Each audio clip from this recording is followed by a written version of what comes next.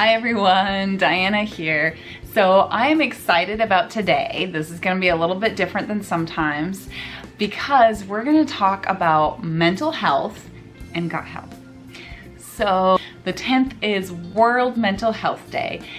So as many of you know, I have 2 kids who've been diagnosed on the autism spectrum, which just means they see the world a little differently than the average person and have some more sensory things going on.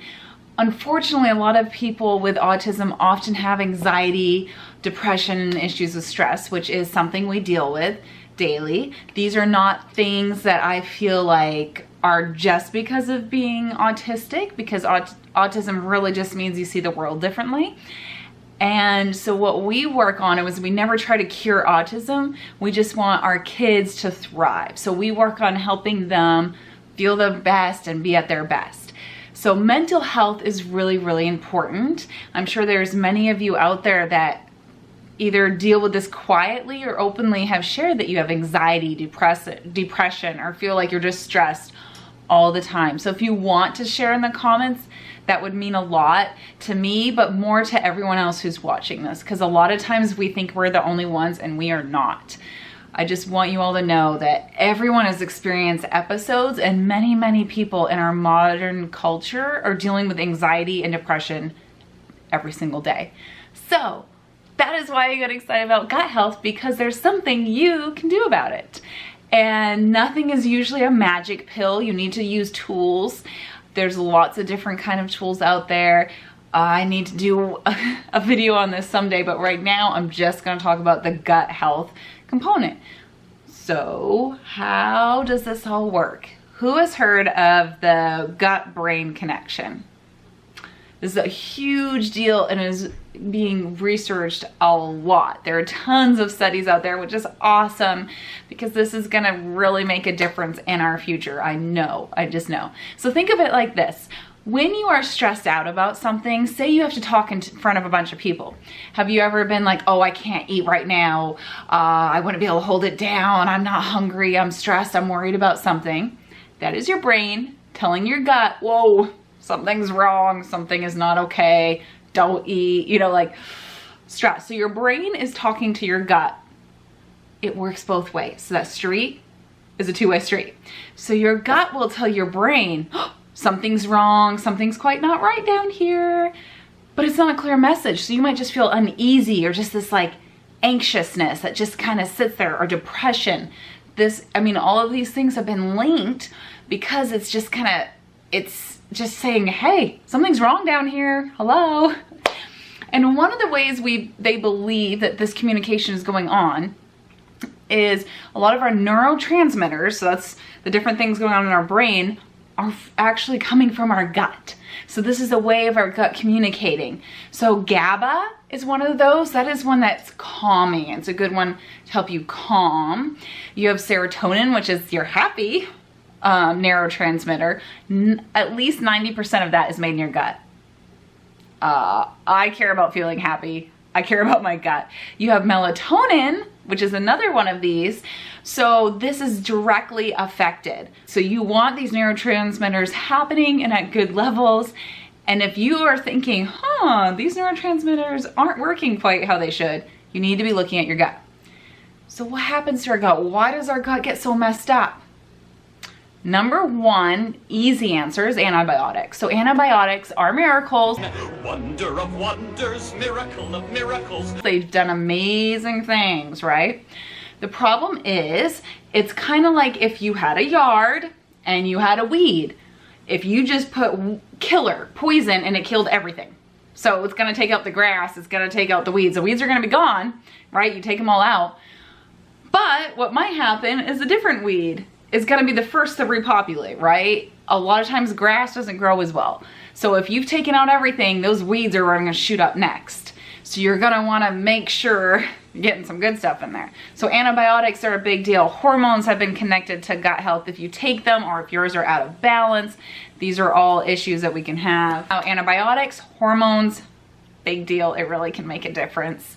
And then you have stress. If you're too stressed, if you're not getting enough sleep, these things can be improved when you heal your gut and also impact your gut. 2 nights of bad sleep, they could tell a difference with your gut. Eating lots of carbs and sugars and processed foods will feed the bad stuff in your gut and are gonna impact that. So these are just a few things that could be why. Could be something when you were born, it could be a big, I mean, like lots of different things can impact it. But what's the most important thing now is what can we do about it? How can we make it better? There is a lot you can do. Number 1, get yourself a good probiotic. It is the easiest, simplest way. But there's a lot out there, and there are different strands of different research. So if anxiety is your main thing, there are a few strands that are gonna help you the best. So you're gonna wanna research and find out what works best for you. If you wanna contact me, I can kind of help you with that a little bit. I have a couple probiotics that I love, but there's a lot of good ones out there that you can look into. So get yourself a good probiotic. Look into prebiotics. There are different prebiotic fibers. Anytime you eat a fruit or veggie, and like oatmeal, like those kind of grains, you're feeding the good stuff in your gut with prebiotics. So those are really great. I also take a supplement that has prebiotics in it that really helps those good friendly microbes in my gut. Yay. Another thing you can do is managing stress and making sleep a priority. So if sleep is hard for you, do all those healthy sleep things, having a routine, getting to bed early, lots of great stuff. Stress, you need to learn to say no, friends, if you so can. Just say no. Limit what's going on in your life. Take downtime. Again, I could go on and on about this. I have some posts in my Instagram feed that you can go look at or things like that, and I can totally help you out more. But managing stress will help your gut. And of course, what we eat is huge. When you're eating those carbs and sugars, that is feeding the bad stuff in your gut. You wanna be eating the good fibers, those good veggies, and then really feed the good stuff in your gut. That's gonna be key. Exercise is really important because they've done studies showing that after exercise, the good stuff in your gut goes up. Like it impacts our microbiome, which is just crazy. Like we have no idea how connected we are, okay, with our microbiome. So very exciting. So these are just a few things that you can do that can really help your gut health. Now, maybe some of you are wondering, like, how do I know that it's my gut? Like I have anxiety, but maybe it's just something on up here. Well, a few other things is, do you have bloating? You know, with or without food, different times of the month, females, especially if that's impacting you, do you deal with constipation, diarrhea, mood swings? A lot of hormone issues are related to gut health. Achy joints. This can be from gut health issues. If your gut is not balanced out, we should have 80% good, 20% bad in our gut. This is why we're balancing the gut. We're not cleaning out all the bad guys. You actually need some there. It's the way our bodies are made. But we need to balance it.